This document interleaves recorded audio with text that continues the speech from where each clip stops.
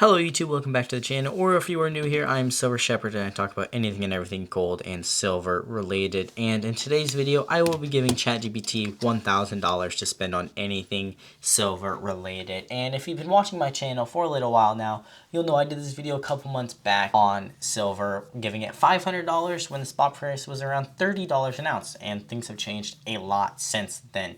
Silver is now $50 an ounce. So I've updated the budget to $1,000 and it will give you guys the best beginner silver stack to start out with, because I think $1,000 is the perfect amount.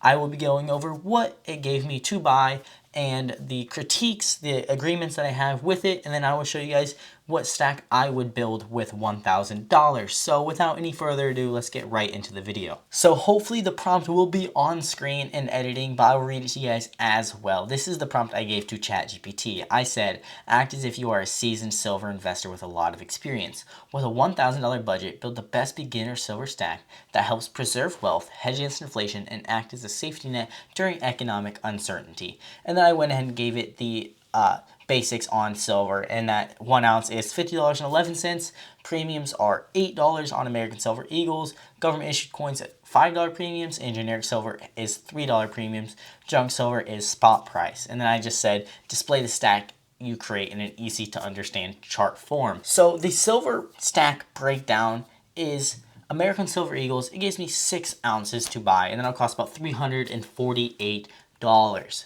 Other government coins, 4 ounces, and it will cost me about 220 ounces. Generic silver bars, 7, obviously 7 ounces, and it'll cost $371. And then junk silver or 90% silver, $60 face value at spot, 1.18 ounces, and that is 18.18 ounces in total, costing you $999.99.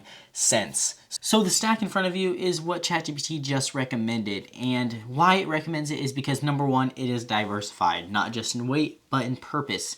You have high premium coins with the government, but more specifically the American Silver Eagles, and you have low premium coins with the bar and generic Buffalo rounds, and then also it's fractional. You know, all the bases are covered. Number two is liquid. Every piece in the stack can be sold very, very quickly, either to a dealer or privately, especially the government-backed coins, more specifically the American Silver Eagle, because it is one of the most liquid coins in the entire world because of the trust. Along with these other government-backed coins, they're highly trusted, which makes them very, very liquid. And number three is scales easily. You can add this stack over time without changing your strategy at all. Pick up an Eagle 1 month, and generic bar the next, and maple after that. It grows naturally and keeps its balance without ever having to change your buying strategy. So it's a very good beginner stack for these reasons, and in the next clip you guys will see me talk more specifically about what I agree with or disagree with. So hope you guys keep enjoying. Okay, so if you look on screen in front of you, this is the stack. Over here you have the government coins, the American Silver Eagles, the generic and bar, and then the junk silver, and I'll go in the row telling you what I think. The government coins I agree with. Now usually there wouldn't be the pandas because these are a bit of a numismatic value coins, but I put them on here just for the sake of having the 4 coins. I don't have the rest of my coins with me. So I would agree with this, low premiums, recognizability, and have fairly low premiums compared to other government-backed bullion, along with great security features. I would stick between these 2 coins for this, the Britannia and the Canadian Maple Leaf, some of the best value ones that you can get. And then it has 6 American Silver Eagles. Now, American Silver Eagles are great. They're the most recognizable coin in the entire world and most liquid. However, their premiums are extremely high, and I would try to avoid that at all costs when building my starter stack. So I would maybe get 1 or 2 if you must, but I would mainly try to avoid those. So that's one thing that I don't exactly agree with this. The next thing is the generics, and this is a 2 ounce bar behind it and the 5 buffaloes on top, and I would 100% agree with this. In fact, I would trade out some of those American Silver Eagles or all of them for generic rounds because they give you the best bang for your buck.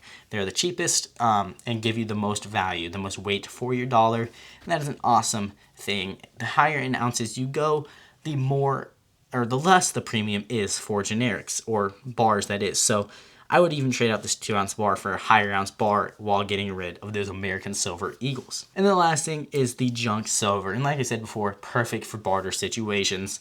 They're also so historic and just fun to play with. Sometimes you have to be worried about touching these so you don't tarnish or get wear on them.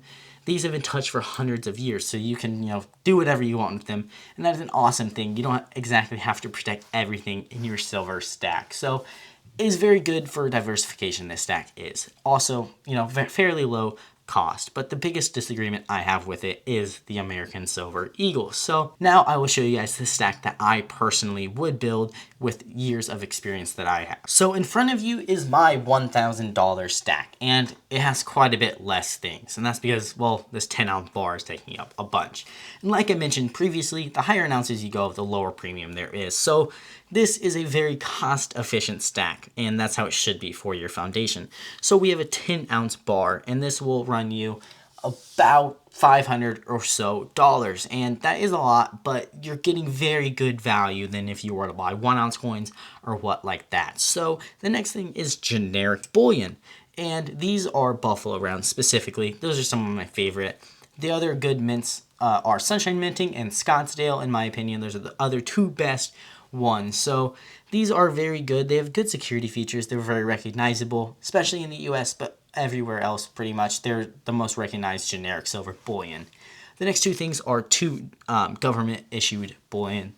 One from Great Britain and the other from Canada. The Canadian Maple Leaf has some of the best security features that there are out there. It has the micro radial edges, the micro engravings right here, and just everything about this coin is perfect. Has a fairly low premium compared to other government issued coins, and pretty much the same thing with this Britannia.